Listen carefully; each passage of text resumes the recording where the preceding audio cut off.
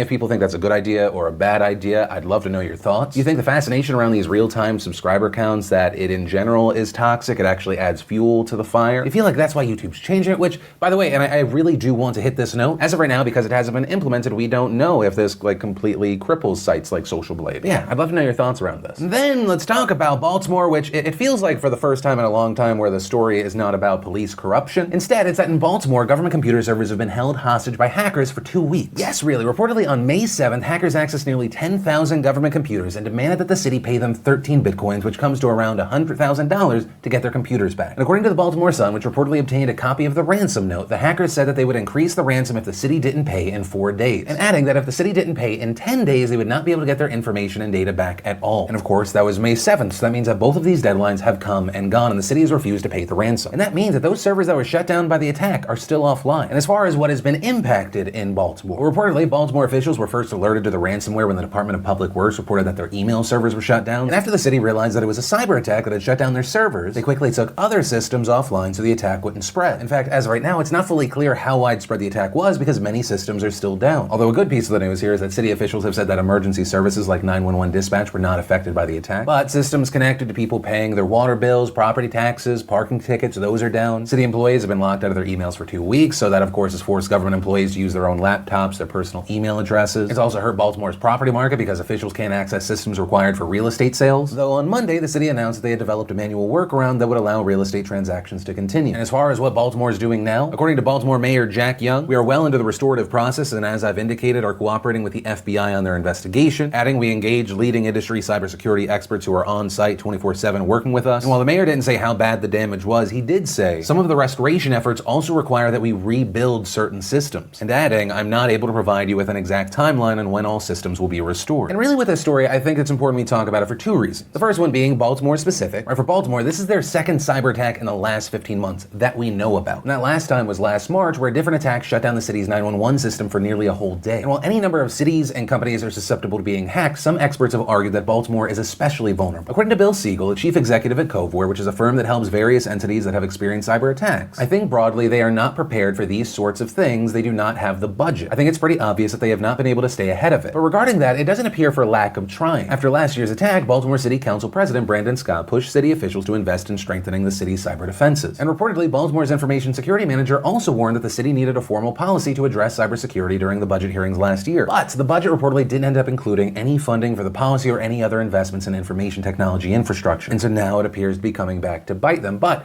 also on that note, it is not just Baltimore. In the last year alone, more than 20 cities or towns have been hit by cyber attacks. Just last month, Greenville, North Carolina was hit with a similar attack that used the same ransomware. Last year, we saw Atlanta make headlines when hackers demanded that the city pay $50,000 in Bitcoin. Also like Baltimore, both Greenville and Atlanta refused to pay that ransom. And while that response is exactly what experts and law enforcement officials recommend, oftentimes the cost of a cyber attack can be much higher than the ransom requested. According to a report, that attack in Atlanta ended up costing nearly $17 million to fix. Also of note here, unlike Baltimore, Greenville and Atlanta actually had insurance to cover cybersecurity incidents, which is why, one, the cost of what we're seeing in Baltimore could be extremely high, a burden that could very likely be passed on to the taxpayers, and two, a situation where cybersecurity experts say that it will probably take months for Baltimore to recover. Also, because I don't want it to seem like I'm saying that the city should pay the ransom, a big part of the reason that experts say do not pay them is, one, you don't know if the hackers will actually give you access back, and two, you have a number of experts saying that it incentivizes this behavior because they got paid here, they'll probably get paid in the future. But ultimately, that's where we are with this story right now. It's going to be very interesting to see what happens with Baltimore as far as the rebuilding of this system, if there can be some sort of recovery, also when and where we're going to see stories like this popping up in the United States. But yeah, with that said, of course, I'd love to know your thoughts on this, especially if you're one of the people in Baltimore that's been affected by this. But from that, I want to share some stuff I love today, and today in Awesome, brought to you by Ridge.com/PhillyD. And the Ridge, if you don't know, is the fantastic minimal front pocket wallet that's designed to let you ditch your bulky wallet. The Ridge wallet is slim, RFID blocking, lifetime guaranteed, and it's honestly the last wallet you're going to need to buy. It comes in titanium, carbon fiber, aluminum, polycarbonate, and on top of all that, there are over a dozen different styles and colors to choose from. What's awesome with the sleek design, right, because you have these two metal plates are bound by a durable elastic band. Even though it's so thin, it's so easy to get things out and get things back in. It's a fantastic gift for yourself or for dad. Father's Day, of course, is coming up, which if the wallet wasn't enough, they have other things like stylish phone cases. I personally have this brown leather one. They've also got weatherproof duffel bags, backpacks, durable charging cables, power banks, even knives. And best of all, if you make the smart move today, you head over to Ridge.com/PhillyD. Make sure you use code PhillyD to get 10% off with free shipping worldwide today. And the first bit of awesome is we got the trailer for Downton Abbey. We got the trailer for The Art of Self-Defense. Trevor Wallace now gave us When Your Hometown best friend meets your college best friend. The infographic show gave us I drank only soda for a month and this is what happened. Spoiler alert, he got superpowers, and by superpowers I mean maybe cavities. Lots of cavities, I'm just guessing. I haven't actually watched this one, it was recommended by someone on the team. We got the trailer for the final season of Orange is the New Black. We had Jessica Alba and Gabrielle Union taking a friendship test. Then we had our Chrono.gg/Phil partner game of the day, Air Memories of Old. It's a really unique looking exploration adventure that's actually more on the relaxing side. And if you use our link to snag it before 9 a.m. tomorrow, you can get it not for $15, but just $6.99. If you want to see the full versions of everything I just shared, the secret link of the day, really anything at all, links as always are in the description down below. And then let's talk about a truly concerning and horrifying situation that once again,